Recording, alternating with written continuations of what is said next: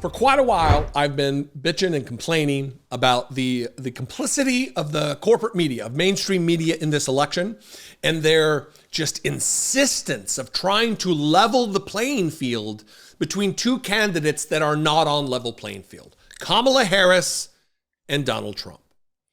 Trying to create moral equivalence between these two people. So I rightly have been criticizing corporate media. Politico, The Hill, The Washington Post, The New York Times just have been terrible in this respect.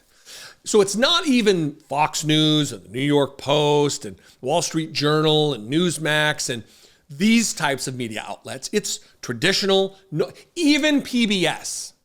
Even PBS has missed the mark. They're missing the moment right now. We have fascism at our doorstep. We are on the precipice of our democracy failing. And the media wants to say, well, let's give Trump a fair shake. Let's give Donald Trump the benefit of the doubt. So it's heartening for me to see people in mainstream media like Joe Scarborough call out, while tepidly, I'm going to criticize that, tepidly calling out the mainstream media for creating this moral equivalence between these two people who are not morally equivalent. I'm going to play this clip and then we're going to analyze, provide some commentary and criticism of their take, but also have some, mild agreement. We need more of this from the mainstream media. Watch this. Yeah. So, Jeff, you made the point to your guests that Donald Trump will be brutish at Arlington, going places that no other politician has gone. He will have bizarre tweets daily that suggest he's deeply unwell. He will flip-flop on issues like abortion and immigration and just about everything else, lie constantly. And yet the media will pretend like this is 1996 and it's Clinton Dole. And they go, yes, but Kamala Harris had Tim Walz with her in her first interview. And this is, I noticed the pace of, and I hate criticizing the mainstream media because mainly they do things right, but there is almost a desperation for them to pretend this race is like every other race. And the false moral equivalency is getting pretty bad. And we're just one day past Labor Day. Talk about that, if you will. Yeah, no, I mean, this really struck me. I mean, it should have struck all of us about 9 years ago, right? But it really struck me when he did his long soliloquy on batteries, electricity and sharks. Remember that? Oh, yeah. Whether it's better to be killed by a shark or by a battery falling into the ocean. And then, last week, it was this another sort of incredible disquisition about irrelevant things. And I was listening to these and I'm thinking, my God, if Kamala Harris spent 10 minutes on stage randomly talking about whether, first of all, he doesn't even understand how batteries work and how stored energy works. And if he spent last week talking about how people don't eat bacon anymore because of windmills, that's not He's right. normal. I mean, it's not normal, and we can't act as if it's normal. And so we're operating with a double standard. Kamala Harris, we parse her speeches, her interviews, as if she's a serious human being who is taking slightly different positions on X or Y or Z, and we're holding her accountable, and that's fine, and especially fine in a normal circumstance. But here we have a situation where she's talking about things within a normal bandwidth of political discussion, and he's saying abnormal things, and we're treating them the same. And there's two different races going on, and there's two very different kind of candidates. I'm just saying, let's just say what it is, which is this person is outside the bandwidth of what politicians have been like through our modern era. And by the way, that's not an argument against holding Kamala Harris accountable for what she said she believed in 2019 and what she believes now. It's an argument for holding Donald Trump to the same standard, obviously.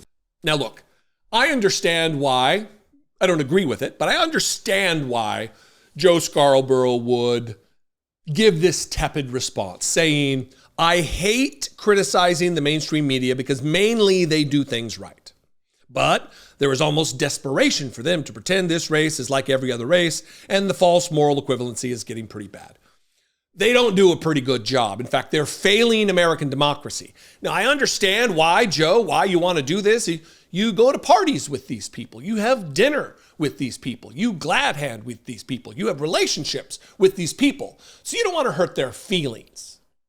So it's your criticism is couched in oh, well, they do a pretty good job usually, but all this tells me is they are failing big time if you're willing to call them out in this way. I'll take what I can get. I think it's fantastic that from a source within mainstream media, they are getting criticism. But the other thing that bothers me is, and again, it's couched in, it's good that he's criticizing. I'm glad he said what he said, but he's not focusing on the real issue. And that's Jeffrey Goldberg here saying, how did he say it? That Donald Trump is outside the bandwidth of what politicians have been like in the modern era, and then talks about Donald Trump rambling about boat shipwrecks and batteries and shark attacks and other things that aren't as critically important as the things that we should all be focused on. Donald Trump is attempting to end democracy in America. I don't give a single fuck about the battery thing.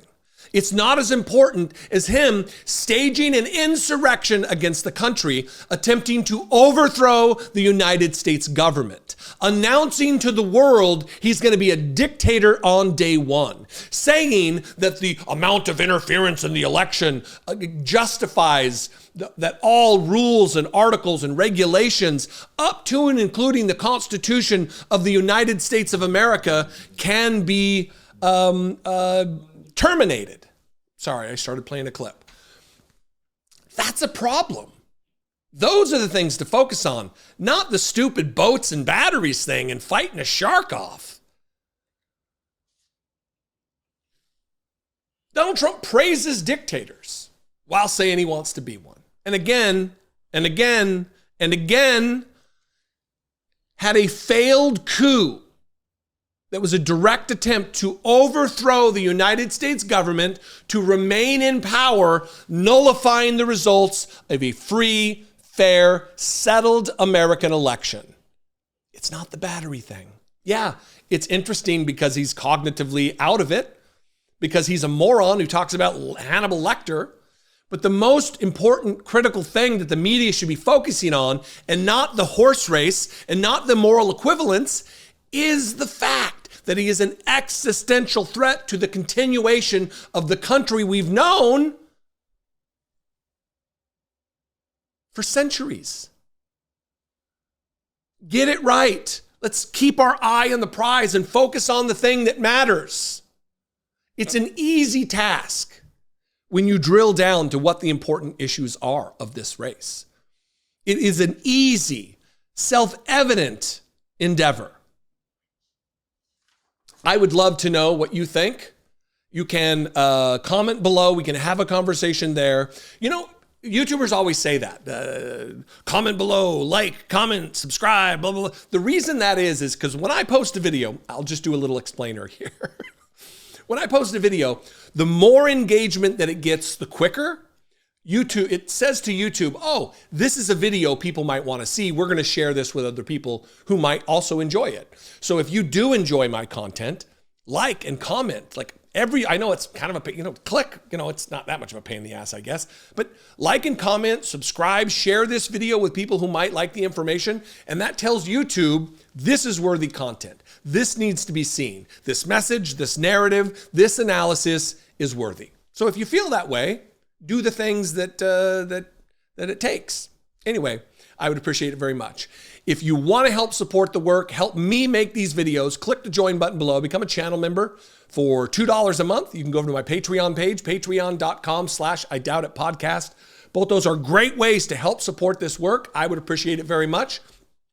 If you're already on social media, do not sign up to follow me. But if you're already there, I'm at Dollemore everywhere. I'd love to see you there. And media needs to do better. I'll see you next time. Be genuine. Take care of one another.